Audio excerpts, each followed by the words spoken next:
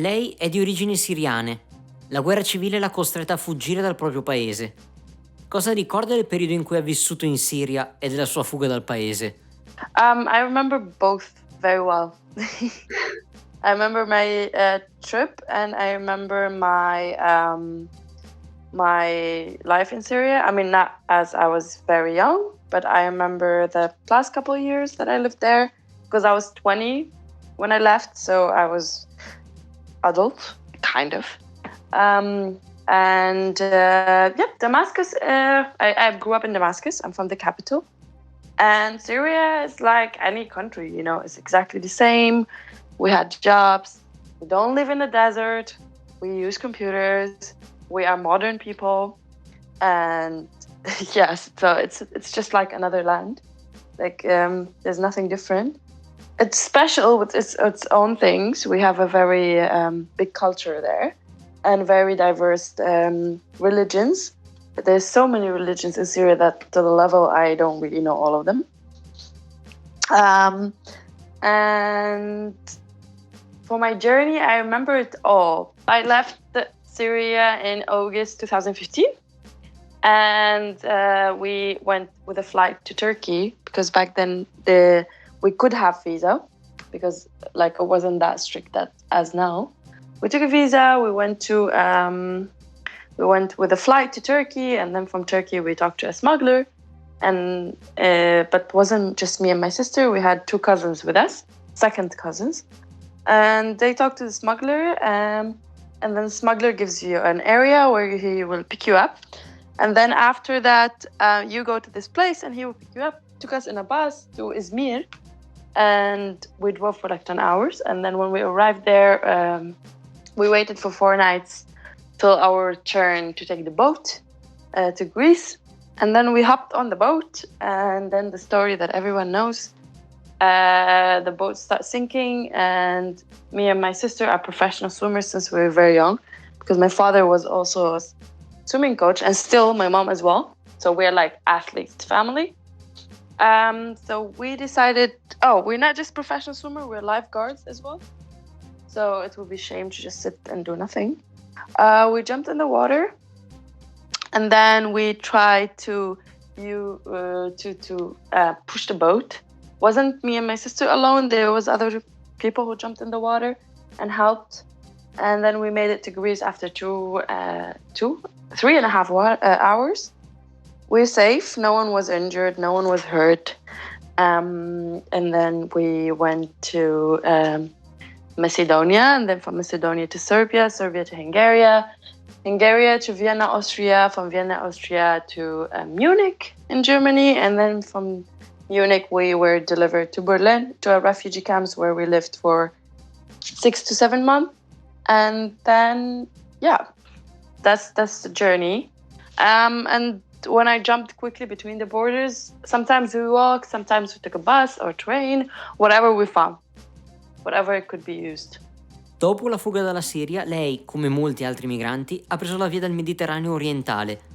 Cosa ricorda del suo viaggio? Cosa ricorda della sua permanenza come migrante in Grecia? It was completely normal. I mean, there was very strict rules not to help the refugees, and whoever helped the refugees will be detained back then. So it was heartbreaking for me, because I had the money and I just wanted to shower and stay in a hotel for the night, but I couldn't. I was so angry with the people, but then I wasn't really well aware of the politics and everything. And then now it's happening again, and, criminalizing of humanitarians. And after I realized that this is a thing that happens every now and then, so it's completely okay. But I understood. I was angry with the people, but then later I understood that they have no power over it. But the weird thing that is still happening. But it was quite beautiful. I landed on the north shoreline of Lesbos, and it's quite beautiful, magical island. People were friendly and people were nice. They weren't aggressive or something. But they just couldn't offer help. Oggi lei è tornata in Grecia, a Lesbo, come operatrice umanitaria. Qual è la sua esperienza nei campi profughi locali? Crede che le cose siano migliorate nel corso degli anni? o che vi sia stato un peggioramento delle condizioni dei migranti e dei loro numeri? For me, it was smooth because I left in 2015 when the borders were open. So I didn't have any problems, to be honest. We just passed from a country to another. We got stuck in Hungary. People attacked us. I got stuck there for 10 days. People in the street attacked us because the government was using the refugees issue to make them busy with their own politics, like busy with the actual things that politicians are doing. Instead of actually proving the problems that they're creating, they just throw it on the refugees to make the population or the people are busy with that. But apart from that, no, it wasn't smooth, as we can say, but it was easy. It wasn't like people crossing right now. It's a completely different story now. You know, to come from Turkey to Greece, it's so dangerous and it's literally putting life on risk more than any time in the past. And then you get stuck between the borders. Like, for example, Hungary built their own fence to stop the people, and Greece, before the COVID-19 and everything, they decided to build their water border, which is, I don't know, this is how it's gonna go, which is basically building a border inside the water. Ritiene che la questione migratoria in Grecia sia stata trascurata dagli stati europei? Se sì, perché? I got a Facebook message from a complete stranger telling me about the team in Lesbos and that I can come and volunteer and I can give them a hand with my skills, which is basically professional swimming, lifeguarding, and Arabic speaking. So basically everything I was good in was needed. And I felt like, why not going there and just making sure that I can give a help. And that's why I decided to go back, that I could help. And I went just for 2 weeks at the beginning. And I wasn't planning to stay longer. And then I stayed 2.5 years because I just loved my team and I loved the way we worked, and it was super professional. And my experience there was very special because I was in an island that we all had the same goals and the same ideas. We didn't really just think about ourselves. We thinking about other people needs and what they want, let's say. But in the same time, we didn't leave ourselves behind. We actually made a space for our self-care in the same time. So I really appreciated the environment and the teams, because everybody was there just to give the best they could to support people in need. And also the fact why I love my team in particular, because we didn't treat refugees as a problem. We didn't treat the situation as a problem. We tried to create a new windows and advocate people about that refugees are not just a number or cheap that you put in a cave and stop feeding. They're way more than that. So that's why I respect my team, because I'm from both sides. So I'm respected as a refugee and also as an activist. So I found it very rare and special. And we don't post photos like bagging money for refugees. You know what I mean? We say, hey, we do this operation. We're going to open a hospital. We're going to put 10 washing machines in this refugee camp. We need your support. We keep in the dignity of the refugees and ourselves counted. So that's how my experience was. And people always get surprised that I never went to a different team. And I always volunteered with the same one. Because for me, I didn't see anyone working as professional and respectful as we are. Cosa ci può dire del viaggio tra i Balcani? Ha trovato difficoltà nel viaggio dalla Grecia alla Germania? They arrest me saying that me and 4 other volunteers like me, and they accused 30 people of, yes, exactly what you said, that we encourage refugees to come. So my response to that, as a refugee myself, when I came, I didn't know that Sophia or Sean or whoever is going to be on the shoreline waiting for me. This is point number 1. Number 2, I wouldn't leave my country and get on a boat because Sophia is on the shore to give me a blanket and water. This is stupid. So like, yes, we fill up the gaps that the governments leave, but we are not as strong to be as influencers. Yes, influencer. Why I cannot say it today?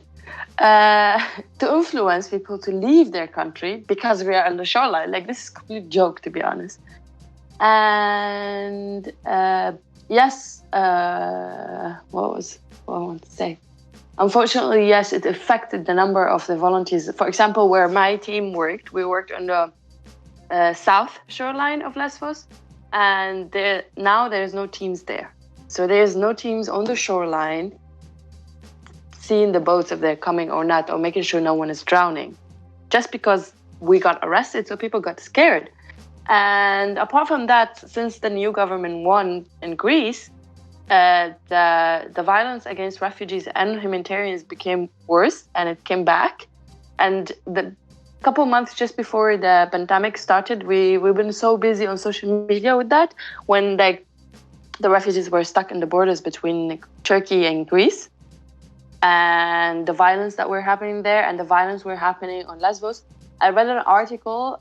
It says that Lesbos will be nominated for Nobel Peace Prize, for the fact of how much violence. Oh, here. How the Greek island Lesbos became a stage for European far right. And then they said, over a few days in March, the island, once nominated for Nobel Peace Prize, becoming a big center for far right violence. So you know what I mean? Like, how the new government influenced these far people, like far right people, and then they're attacking, which is exactly what happened back when I came in 2015. But I wasn't attacked. It's different, but people weren't allowed to help me. So it's just, and it's happened in the past when normal people were helping Jews, and it's happening all over the world still, and just like the history repeating itself. So why do you even ask people to welcome them in your countries if you're, like, they started all of this. They started encouraging the people to come, and then when people actually came, they just, decided, oh, too much. It's a big number. I cannot really handle it. Sorry, close the door. It doesn't work that way. Riguardo il campo di Lesbo, è uno dei più importanti e grandi campi per rifugiati. Può descrivere la situazione, specialmente in questi mesi di pandemia? Yes, there are. Again, as I said earlier, counting them as a problem, not part of the solution. Let's talk about integration courses, for example. The integration courses contains a group of refugees from different backgrounds in one room. So, okay, I'm here to get integrated about Italy or integrated about Germany. But then I need to be in a room full of mixed between Syrians and like refugees and Italians, refugees and Germans, because I want to get integrated about this country, not about my own. I know it very well. This is what I feel like integration courses failed with. And the problem first, that they don't include the people. And third, there's no job possibilities, and you just be keeping a bunch of people in one refugee camp as they are rats. And you're not allowing volunteers even to be bridged between two different cultures to build better ideas and better, like, what I meant by is they don't really fix the situation, and then when someone offers to and someone does it, they don't even accept it. So basically saying, okay, what do you really want? And why it's important to talk about these topics, because basically the people we're talking about, they are human. As me and you and Brian have the right to go and stand in front of the judge and in front of any court when someone take our rights, these people does also have exactly the same rights. They're just human. That's the only answer I'm going to tell you why we would talk about it. Because the first I think, rule in the human rights law that everybody... actually, you know what? I forgot about it. But you know what I mean.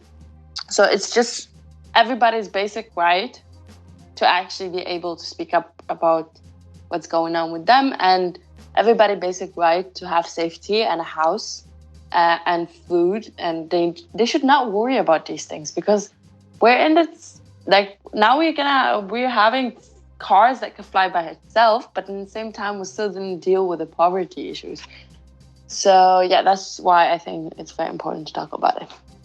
Cosa pensa che possiamo fare, a parte parlare di queste cose? Cosa possiamo fare di concreto? So the situation in the past, before the COVID-19, that's, as we said, people arrive on the mainland, and Moria refugee camp is the first station that they go through. They register there. And of course, when you register, you just sleep outside on a very, very, very thin, spongy mattress.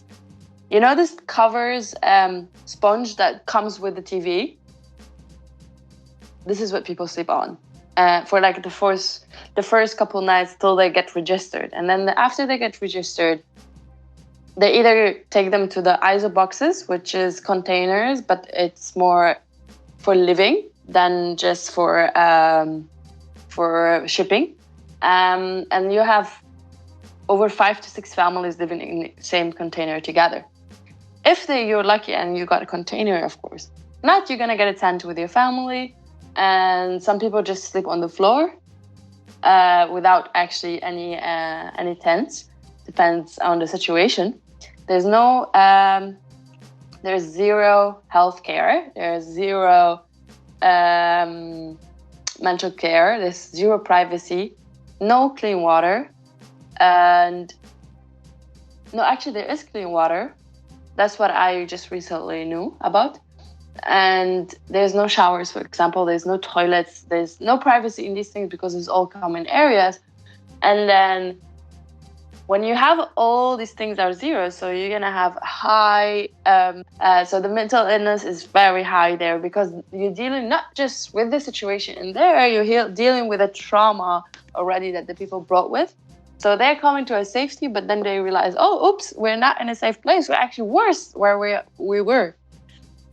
And then you have very limited access to healthcare, or because it's just not enough. Like the whole island has only one hospital, and this were designed for the locals. But then when you're adding 20,000 people into an island which is not actually prepared, it's gonna be a disaster.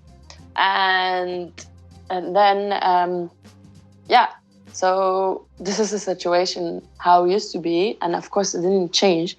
But what happened recently, that organization called Movement Underground, they built a camp on the olive grove surrounding the refugee camp, which I can send you photos after we are talking, and you can have a better idea so you can understand how it looked like. So people live in tents, but still, like, they have Movement Underground trying to provide them with things, but also people wait for so many months for their appointments. And also, like, for doctor appointments, it lasts like so many months, and if you forget it, you need to wait for another 6 months, for example, to do an X-ray or to make glasses or something. So it's a very sad situation. And now it's so far the refugees, the organizations are trying to control and not to have COVID. But I heard last week that there were three cases of COVID-19 in the camp. And if it's gonna break like how it's in Germany or Italy, like how did it happen all around the world, we're gonna be fucked, like completely fucked, because the death rates number is gonna be the highest. Because as we said, you go back to the source of the problem, that there's no access for healthcare. So people are already sick, but they actually like try to reach out, but there's not enough, clinics or hospitals on the island to provide the care. So I don't know how this is gonna happen. I don't know it's gonna be. Deadly pandemic there, and I hope it won't reach, but we all know it will. Tornerai a Lesbo? I'm not allowed in the country. I'm a threat to the national security. But I'm not traumatized. I'm very happy that I'm not. But it broke my heart because I just wanted to help. But I will absolutely go back. It's my second home there. So third, Berlin is second, and then Lesbos, yeah.